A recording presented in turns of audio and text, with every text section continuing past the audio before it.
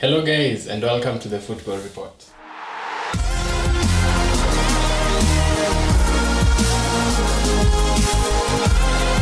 Yeah, we are back. The usual suspects. Yeah. You know, from there. Geoffrey, Ray, and I'm James. Yeah. And I think we'll dive right into it, right? Yeah. I think we'll start with Liverpool. Yeah. Another draw. Yeah. You shall never walk alone. Never walk alone, Liverpool. Our brothers, Liverpool, our commiserations. Don't take it personally. We're having a little glee at your problems, but you know, it's a grand old club. Yeah. And whenever they have problems, I can't help but feel good. I don't know why. I think it's a residual feelings from the Mourinho era and Benitez era. You know? Yeah. With my United connections, I have no option. But you also feel bad about Liverpool's performance. Or to feel good about Liverpool's performance. I mean, Liverpool, they're a hard club to like. So can't say I feel bad when they do badly. I mean, I like their manager. His charisma is it grows on me every day. But you know, he's just at their own club, and their performances have been giving me joy lately. Is he at the wrong club? Like, is he being at the wrong club contributing to the poor results? No, I'm just saying, you know, personally, I like him. I would like him more if he was at a different club. Or if he was at United, you mean? And then I would hate him. So, you know, potato. No, I'm just saying if he was at Borussia, for example. Oh, yeah. See, a neutral club. Not a direct rival. Yeah, exactly. Okay. Yeah. So they have turned past against Newcastle. You know, they still miss money.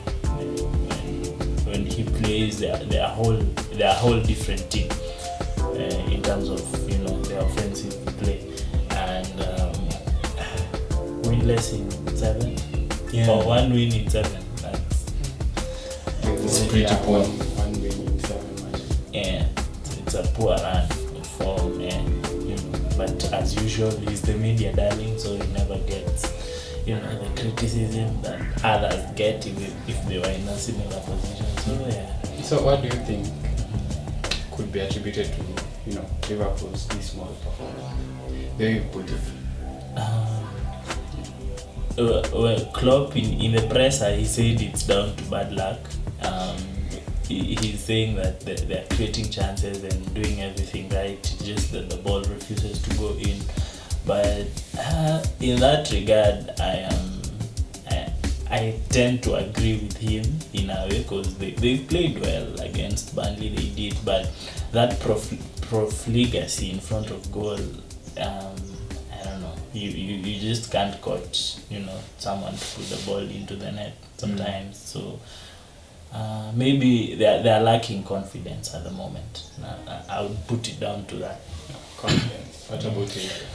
I mean, I would look at it in a different manner. I think Newcastle performed very admirably. Okay, I mean, life back in the Premier League for them, it did not start that well, but I mean, they have come into their own. I think Benitez has got them playing very together. There's that solidity in the Newcastle team. There's that Newcastle spirit that was associated with St. James Park. That ground, teams don't go there and find it easy. At least not so many teams. So the way they apply themselves in that Liverpool match, I mean, they wrote their luck. Sometimes you could see Liverpool creating chances and not taking them.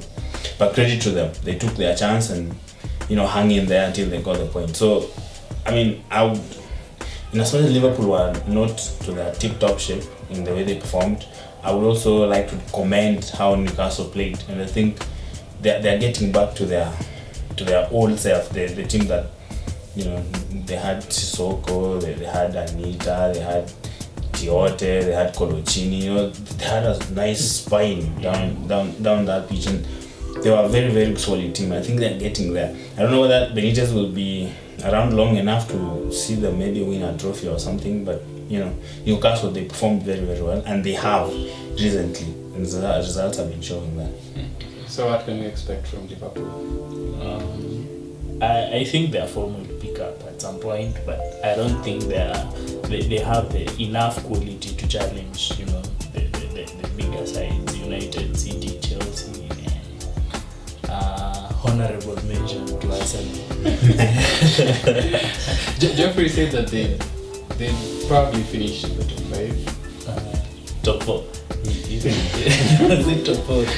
Yeah. You need to account. Do you think they still stand a chance?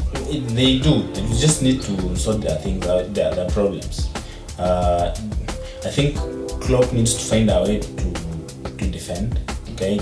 Because with the way he's playing, he still need to score 3, 4, 5 goals in every match for them to win.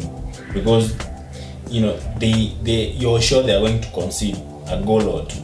Okay, and that's not the right way to play in the Premier League. You'll be punished. If you play like that, you'll be punished. I don't care who you're playing. So he just needs to find a way to defend, to be more solid, to get his defenders to have a little bit of confidence, and you know, cut down on the goals they concede. Up front, I think they are as good as any team in the league. They can score when they want.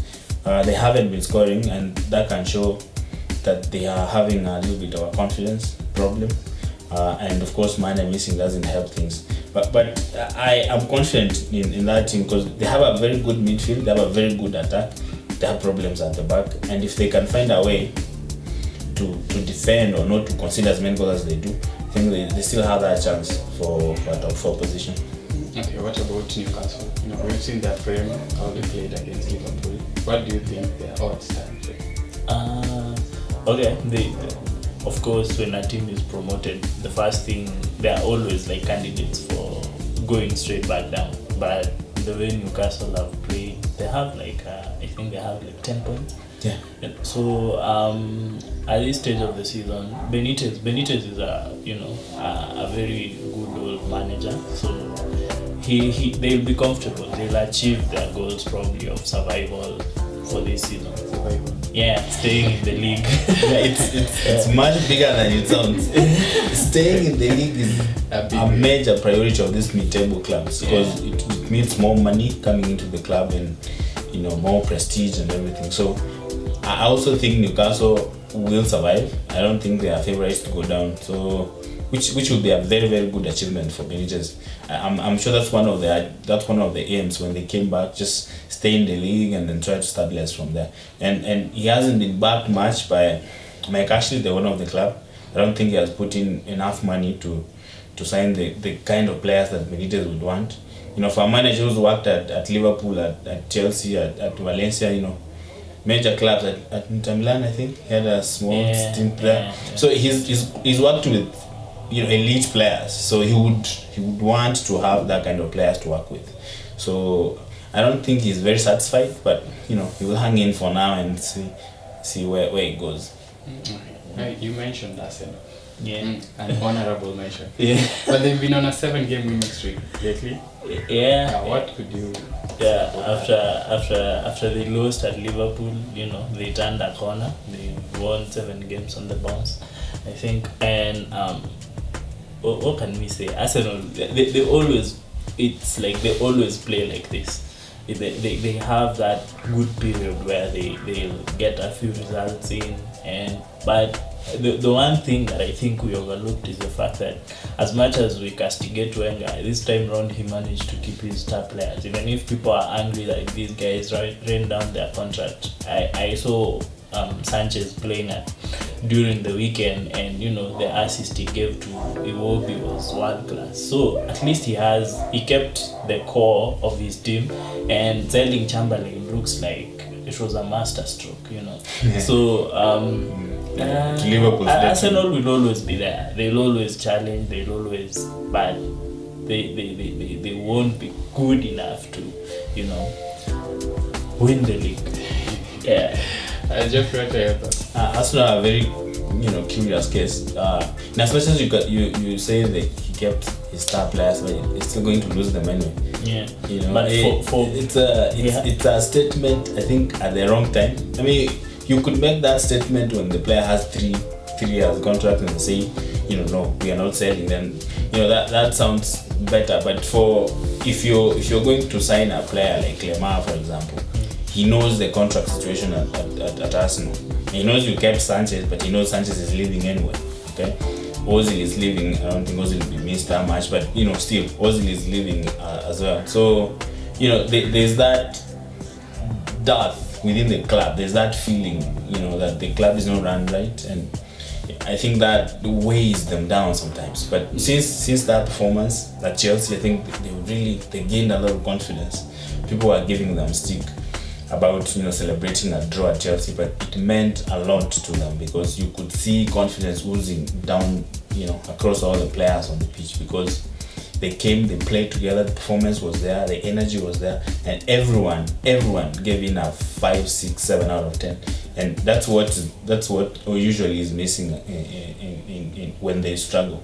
So they gained a lot of confidence from that performance, and from there results have been coming. So I don't know how long that can stay. I don't know whether it's sustainable. Only Wenger knows that.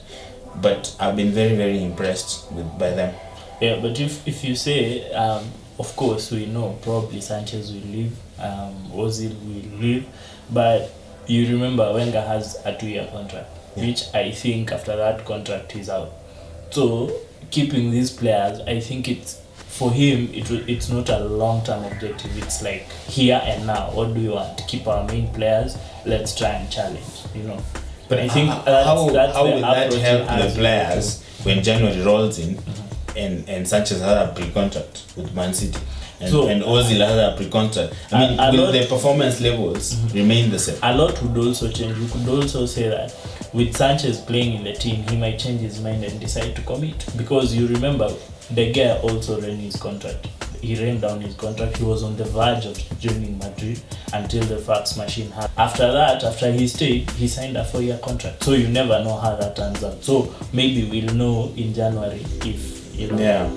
But all I'm saying is, with around 6 players with almost the same contract situation, it's not right. It's not right. It's okay to have one star player with a contract situation, but we have almost half your team.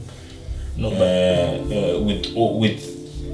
with a year of a contract remaining, meaning they could do exactly the same with Sanchez and Ozil. So you have a problem in your hand. So the club is not run right. I don't know whether it's Wenger's fault or it's Gazidis and the other people at the club, but there's a problem. But performance-wise, I think they have really they've raised their tails, and they have performed very, very well for the manager, for themselves. I don't know, but performances have been really good. There's been an uptick.